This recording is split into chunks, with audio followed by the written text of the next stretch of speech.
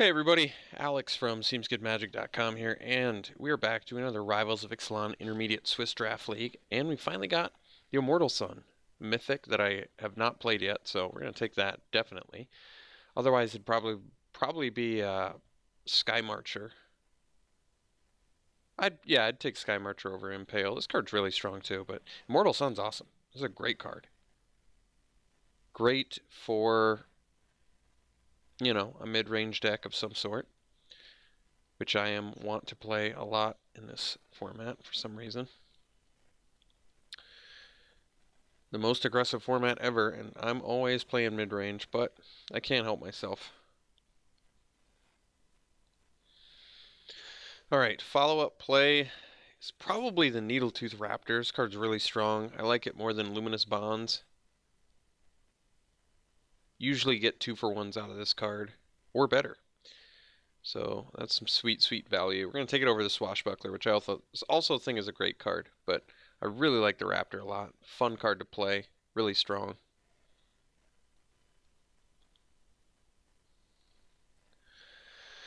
Okay, the best card in this pack is Thrashing Brontodon, I would say by quite a bit.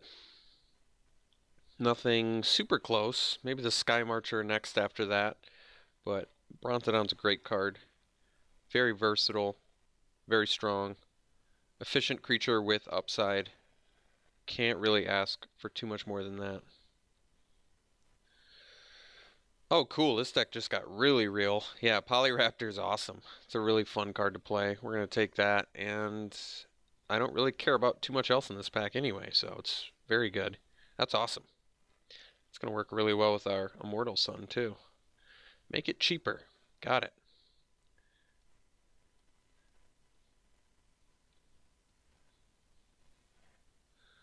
Alright, Tillinolly Summoner.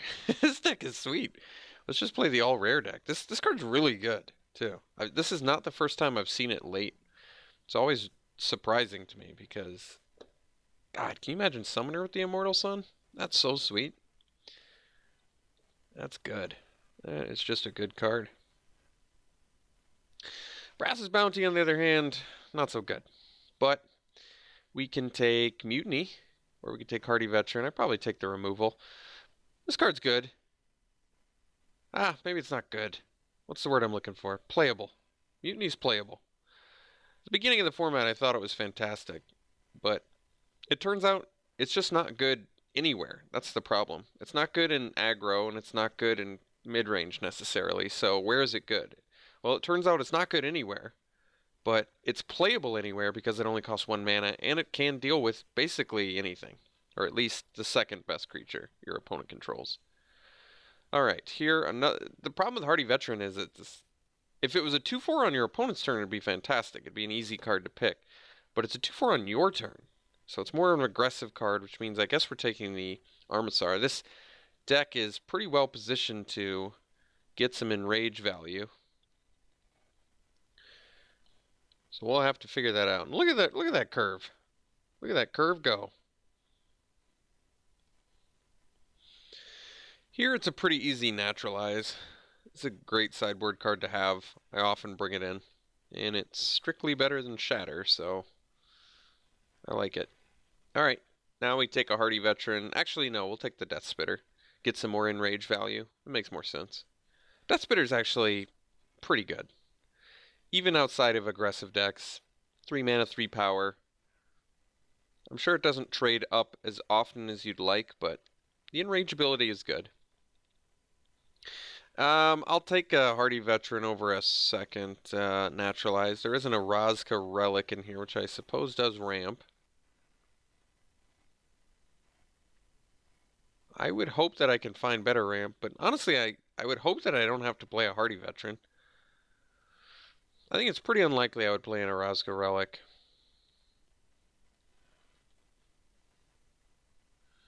Into the Unknown, technically ramps, but actually we're going to take Pirate's Pillage here over the Naturalize. I actually like this card, and it's a red card that ramps too, which in this deck is actually pretty important, and it makes your card quality better when you're flooded. I like it. I think Pirate's Pillage is good. Another Mutiny over the Evolving Wilds and Stalker? I suppose so. Alright, well, our sideboard's getting there. Yeah, I think we're gonna just bypass all the relics. Not really what we're looking for in terms of ramp spells. We're gonna hope to find better. Someone can have a Sworn Guardian. We'll allow it. And Forest. Alright. Pack 2. Pick one. I suppose it's the Herd Caller. Good 5-drop. More exciting than Swashbuckler and Trailblazer. Great mid-range card. There's a Dreadmaw, but we probably take the Hunt the Weak, considering that... Oh, never mind. We take the Bombard. Much more versatile than Hunt the Weak. And hope to wheel the Raptor, probably wheel the Frillback, possibly wheel the Dreadmaw. Not too likely to wheel the Hunt the Weak unless green is pretty open, but if we do, I mean, I've wheeled weirder things, I'll say that. It would be nice to wheel the Hunt the Weak because it's good in this deck. Put it on a Raptor, fight something, kill it, kill something else. But I still think, even with the Enrage, I would rather have Bombard. Doesn't require us to have a creature and instant speed. There's just a lot of upsides to this card, so... ooh, another Raptor, you say? Yeah, we're going to take that. That's really nice, actually. So, once again, hope to wheel the... I've been pretty impressed with this card. It took me a while to warm up to it, but it's crushed me a few times. It's good. Pioneer would be fine too, but getting the Raptor is really nice. So here, probably take the Stalker, or the Barrier rather, over the Stalker. We already have a really good mid to late plan, so I'm just going to take something that buys us time. It makes sense for us. So now, could take the Crown. Problem with, I mean, actually the nice thing about Crown is it can kill your opponent's creatures too. Often overlooked aspect of this card. Otherwise, there's a Dreadmaw, Freebooter. Don't need the Stone Quarry. Not likely to splash for white. I guess we take the Crown. We have a lot of Enrage in here. We have the Death Spitter, the Raptors, the Armisar, and the Polyraptor. That's enough goodies where I can take a Crown and be okay with it. You know, Fanatical Firebrand actually works pretty well for the same reason. We can ping our guys if we have to, turn it into a 5 damage nuke spell or another Polyraptor. That just seems good for us. So another Pirate's Pillage, or we can actually take the Dreadmaw this time. I mean, we're already a 17 land deck, so I probably just take the Dreadmaw. It's good. One mini game with a Colossal Dreadmaw. So we can take Evolving Wilds now, which just guaranteed makes the deck anyway. I probably do. Over the second Plummet out of sideboard. I mean, we're going to play Evolving Wilds, and it does help our mana base. Considering we have some double green in here. I guess we'll take the Trailblazer.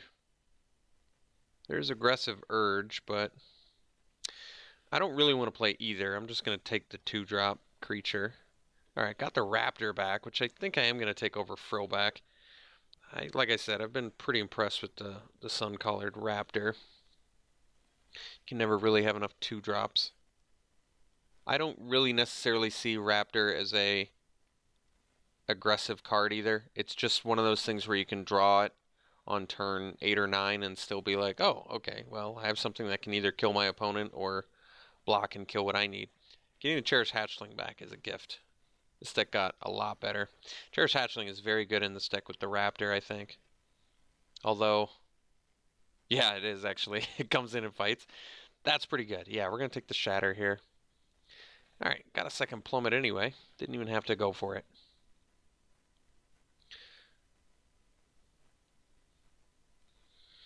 Alright, we're going to let someone have those sea legs. Alright. Dreamcaller Siren, huh? Alright, what do we want here?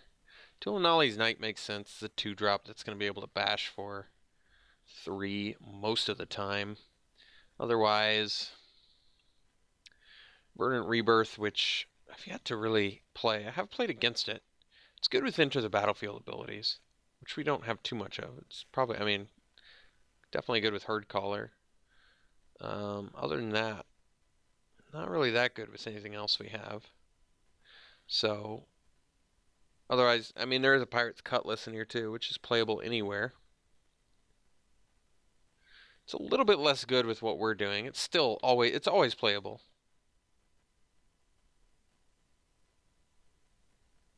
There's no chance we wheel the Cutlass. I guess there's a small chance you get the Knight back. Maybe we do just take the Cutlass. It's really hard to pass this card. Just is good, always. Priest of the Awakening Sun. Well, it's cool, but I suppose we're going to take the Fire Cannon Blast, which is a little bit better. There's a Wayfinder in here too, which is good, but pretty easy blast, I think. A Wayfinder now, or another Cutlass. Jeez. I suppose we could take another Cutlass. All right. Why play one when you can play two? So Blossom Dryad is ramp, which our deck sort of wants for this Polyraptor, although Immortal Sun, I guess, does it too. But Vanguard is very good. It's another rare we can definitely play. Alright, I'm going to take the Vanguard. It also ramps as well. And it's it's not a pirate. So we can take the Pounce now, which otherwise we take a Whiptail. I think we will take the Pounce, though.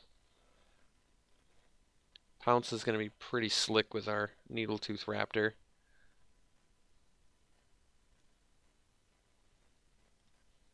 So we can probably just cut the Hardy Veteran and not really care too much about that. Maybe we don't do the Tillinolly's Crown. I'd rather do like a Pounce, I think.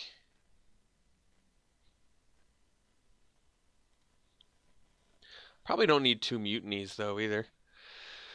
Let's see. Crushing Canopy for sideboard is pretty useful. We already have both of the other basic things that are Crushing Canopy though. I'm not going to play the Old Growth Dryads, as much as I like to get another rare in here. And Frenzied Raptor would be fine. It is another dinosaur, which is good, but I guess we need one more creature, sort of.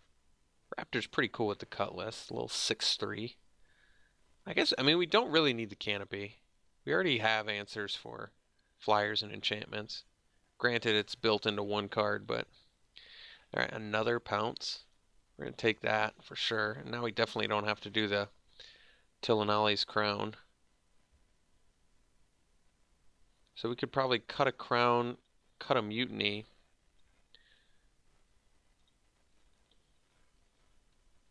Then we just have to cut one more thing. Might be the Cutlass. Ooh, Daggertooth, you say, huh? Pretty nice. So we haven't managed to get the ramp that I kind of thought we would, which is a bit surprising. Guess we can take a Hunter. When in doubt, get more Enrage. Could take the Verdant Rebirth. I guess it is pretty cool with Needletooth Raptor. Just seems so unlikely we'd play it. Otherwise, Slice and Twain. Like I said, we already have it. I mean, we could just take it anyway. We're not going to play Verdant Rebirth. It's cool. It is cool. But I'm not going to play it, I don't think. I'd rather have some sideboard card. Alright, now I'll just hate Kumena's Speaker. Guess we'll hate a Cutthroat. In case we need to deal with a land, we'll take a Demolish. Got the Canopy anyway, so sideboard is stacked. And main deck is stacked too, quite frankly. So we just got to figure out what we want to cut and collar a deck here. We've basically got all the goodies a little boy could ask for. So we can cut a couple creatures, I suppose. Like Gleaming Barrier, for example, we don't need. And maybe one of our 6-drops can go since we don't have ramp. I probably prefer the Dreadmaw, though Hunter is pretty slick with pounces. But so, I mean, so is Dreadmaw. It's just the Hunter gives you some more upside. I still think I prefer Dreadmaw. And then I probably cut Pirate's Pillage, or I can cut Mutiny. Maybe because we don't have ramp, I keep the Pillage. If I cut Mutiny, we still have double Pounce, Blast, Bombard. plus double Needletooth Raptor. I just don't think we need to Mutiny, basically. And it's an easy card to cut most of the time anyway, so we really are going to run 2 Pirate's Cutlasses. I guess we do have a Fanatical Firebrand that can go deep, but I think that is the only pirate in the deck. Unfortunately, Vanguard is not a pirate. I like this deck, though. This is good. It's going to be tough to get to our 8-drop, but I'm hopeful that we can make it work. We have the Immortal Sun and Pirate's Pillage and Vanguard. I would hope that that's enough. We'll find out, though. So let's sort by color, see what we're looking at here. Pretty even split, but we have a need for double green. We'll put in the Evolving Wilds, and then if we do 9-7, that's 10-8 with the Evolving Wilds, which is plenty. So, alright. Yeah. Cool deck. Definitely. Looks good to me. And, yeah, we'll run it like this. We'll see you around 1.